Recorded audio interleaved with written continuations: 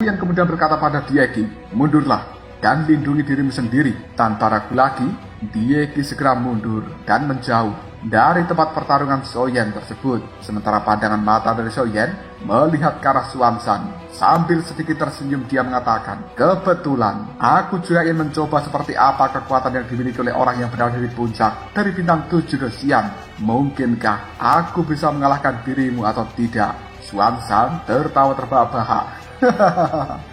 "Jika begitu, lakukan sesuka hatimu. Namun jika kau mati, jangan salahkan diriku." Tanpa ragu lagi, sebuah kekuatan berwarna biru dikeluarkan dari dalam tubuh Xuanzan tersebut. Karena ternyata orang ini adalah monster dengan atribut air. Dan kemudian kekuatan biru ini telah langsung mengembun, berubah menjadi pedang tulang. Dengan menggenggam pedang tulang di telapak tangannya, pergerakan dari Xuanzan ini telah benar-benar cepat dan dia akan menikam jantung dari Soyen. Tiba-tiba saja Soyen langsung berteriak, "Transformasi Dewa Naga!" Tangan dari Soyen dalam sekejap saja langsung berubah menjadi tangan naga dan kemudian menggunakan simbol dominasi yang berada di tangan naganya, dia pun mematahkan serangan dari pedang tulang milik Xuanzan tersebut. Akhirnya, bum bum bum. Setelah keduanya bertabrakan, kini sama-sama terlempar mundur dan kemudian pandangan mata dari Soyen telah berubah menjadi sangat menajam. Dia pun segera mengatakan, orang ini memang benar-benar kuat sesuai dengan reputasinya di tahap puncak dari bintang 7 Dosian. Di sisi lain, tangan dari seorang Xuanzan yang memegang pedang tulang terlihat nampak sedikit bergetar dan kemudian dia juga berkata di dalam hatinya, kekuatan yang dimiliki bocah ini juga cukup aneh. Dari perisai yang telah dimunculkan, ada sebuah kekuatan api dan itu kurasa bukanlah api biasa. Selain itu, seluruh tempat ini juga telah ditutupi oleh api yang berwarna merah muda. Tidak bisa. Aku tidak boleh terseret dalam pertarungan ini terlalu lama melawan bocah tersebut. Jika tidak, mungkin diriku akan dalam bahaya yang besar. Harus segera kuakhiri saat ini juga. Setelah berkata seperti itu, dari dalam tubuh Xuanzan kembali mengeluarkan sebuah kekuatan berwarna biru. Dan kemudian, entah muncul dari mana, tiba-tiba saja domain api akasya milik Soyen ini telah dialiri oleh air yang cukup banyak.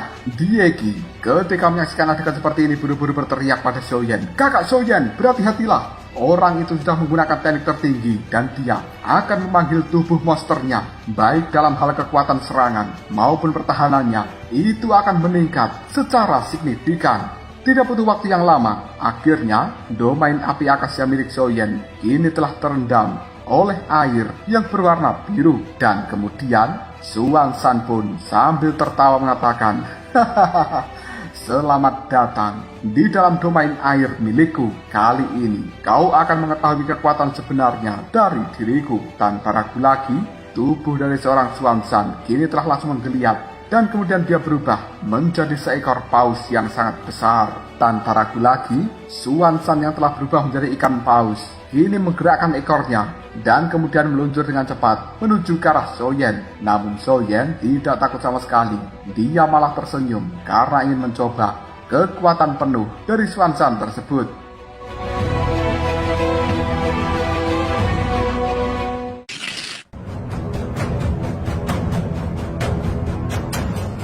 Setelah tubuh dari seorang Xuanzan yang menjadi ikan paus ini sudah cukup dekat dengan seorang Soyen, tiba-tiba saja Soyen mengeluarkan kekuatan jiwa sambil berteriak, "Kekuatan jiwa, suara langit!" Akhirnya, pung! Gelombang suara tidak terlihat yang berasal dari kekuatan jiwa milik Soyen kini telah meluncur dengan cepat dan akan mengenai tubuh dari seorang Xuanzan. Tetua Agung yang juga berada di dalam tempat ini melihat pertempuran mereka berdua membuat raut wajahnya telah berubah menjadi sangat jelek ketika dia bisa merasakan sebuah kekuatan misterius dilemparkan oleh seorang Soyen. Hal itu bahkan membuat Tetua Agung mencium aura yang sangat berbahaya dan kemudian dia berkata pada dirinya sendiri, kekuatan macam apa sebenarnya yang dimiliki oleh bocah ini. Tiba-tiba saja Tetua Agung berteriak, "Tuan, berhati-hatilah!" Mendengarkan teriakan dari Tetua Agung tersebut, tubuh dari Xuanzan tiba-tiba saja berbalik dan kemudian teknik suara langit milik Soyen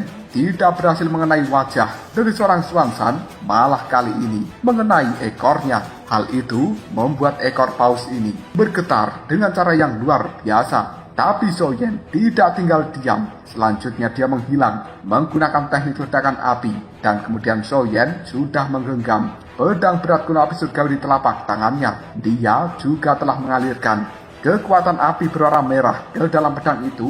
Lalu sambil menebaskan pedang ini, Soyen mengatakan, pedang penghancur langit, lapis ke-7. Berbagai serangan pedang besar telah benar-benar diluncurkan oleh seorang Soyen, dan hal itu menghantam tubuh dari paus besar ini beberapa kali. Hal seperti ini benar-benar membuat seorang Xuanzan menjadi sangat kesakitan.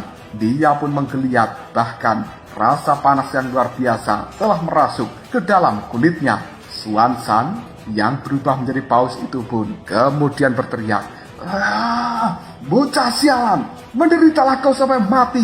Teknik jurang air. Akhirnya, air yang berada di dalam domain api akasia milik Soyen ini telah langsung bergejolak. Hal itu pun membentuk sebuah gelombang yang cukup tinggi, layaknya tsunami. Tante Ernie menyaksikan hal seperti itu. Soyen sedikit tersenyum dan kemudian dia berkata, apakah kau sudah benar-benar putus asa melawan diriku? Jika begitu, mari akhiri saja pertarungan hari ini. Segel Raja Surgawi. Telapak tangan dari Soyen membentuk sebuah segel tertentu. Kekuatan yang berada di sekitarnya ini telah diserap masuk ke dalam tubuh dari Soyen, dan kemudian akan dia gunakan untuk membentuk sebuah serangan yang lainnya. Xuanzan pun lalu berteriak, matilah kau di tangan dari pemimpin sekte ini. Soyen tanpa ragu lagi juga melambaikan tangannya sambil mengatakan, terimalah kekuatan 4 jari. Baru saja Soyen mengatakan hal seperti ini, telapak tangan 4 jari kini telah muncul entah dari mana. Hal itu kemudian meluncur dengan cepat dan kemudian menghantam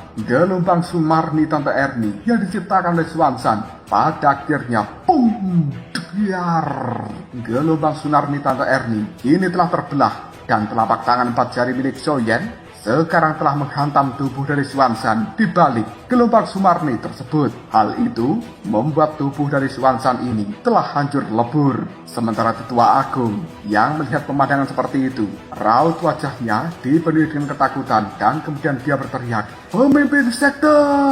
Sementara Soyen sedikit tersenyum dan kemudian dia berkata pada dirinya sendiri, benar saja, kekuatanku telah meroket banyak. Sekarang, selama aku tidak bertemu dengan orang-orang yang sangat mengerikan di bintang 8 dosian, atau bahkan seorang master dengan teknik pertarungan di puncak peringkat suci, aku khawatir diriku tidak akan terkalahkan di bawah bintang 8 dosian. Setelah mengatakan hal seperti ini, pandangan mata dari Soyen kemudian melihat pada tubuh Xuanzan yang telah berubah kembali menjadi tubuh manusianya, karena tubuh paus telah dihancur leburkan oleh seorang Soyen.